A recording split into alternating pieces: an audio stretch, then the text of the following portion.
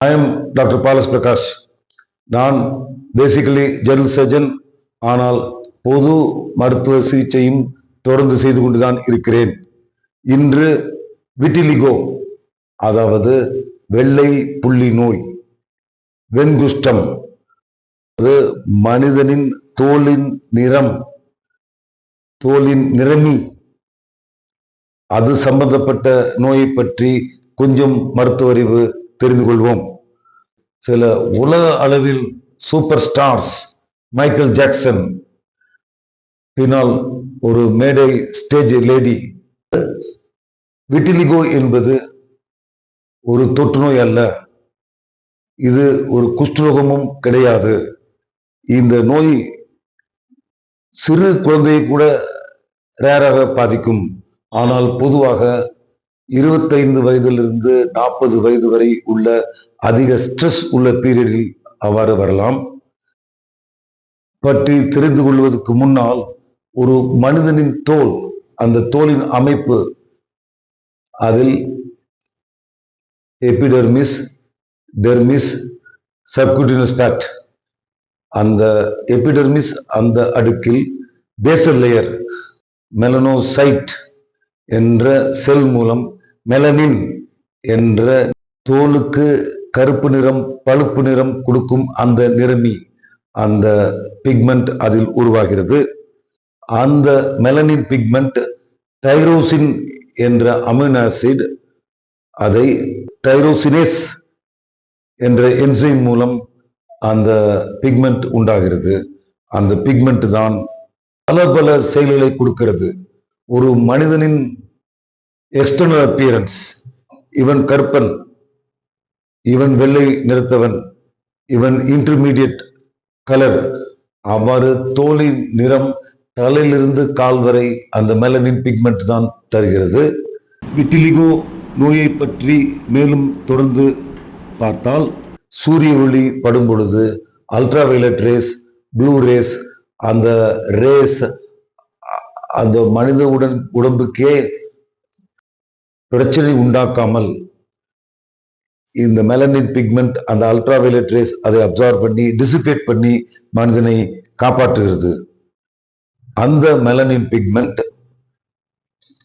தொடர்ந்து ஒருவன் சூரிய ஒளி மேலும் அதிக வெப்பத்தில் வேலை செய்து கொண்டிருந்தால் அவனுக்கு தோலில் சில புற்றுநோய்கள் வர வாய்ப்பு இருக்கிறது.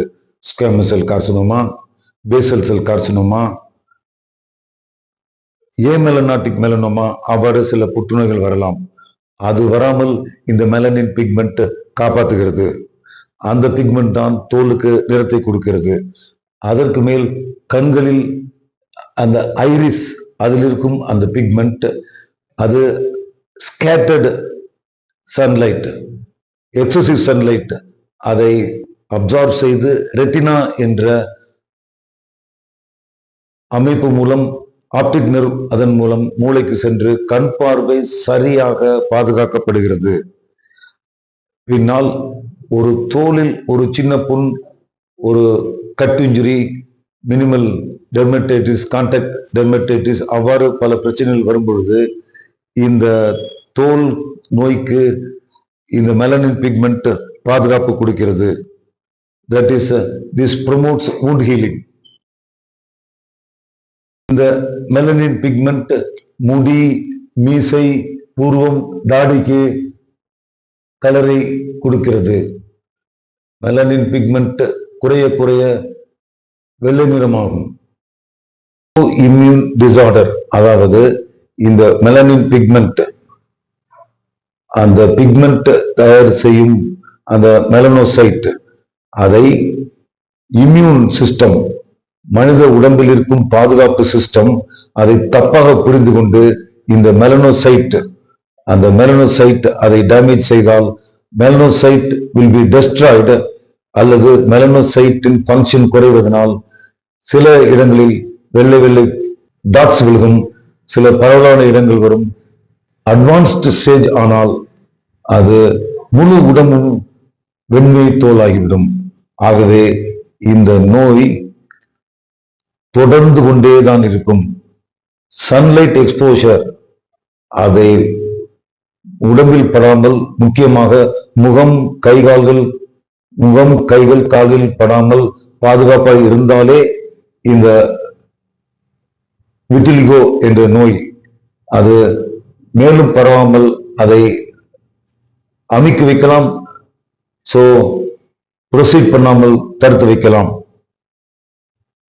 விட்டிலிகோ நோயாளிகள் என்னென்ன பொருள்கள் சாப்பிட்டால் மெலனின் பிக்மெண்டின் அளவு கூடும்? கிரேப் ஃப்ரூட், பேரிச்சம்பழம், அதிக கேரட், பச்சை காய்கறிகள், முள்ளங்கி, மேலும் பல vitamins, vitamin A, E, vitamin C, முக்கியமான micro nutrients, zinc, magnesium, calcium அவ்வாறு சாப்பிட வேண்டும். சாப்பிடக்கூடாத உணவுகள், அதாவது விட்டிலிகோ இந்த பொருள் சாப்பிட்டால் கூடலாம்: கட்டி தயிர், எலுமிச்சை, ஆரஞ்சு, மீன், மட்டன், சிக்கன், திராட்சைப்பழம், அதற்கு மேல் மது, போதை, கஞ்சா, பீடி கூடவே கூடாது.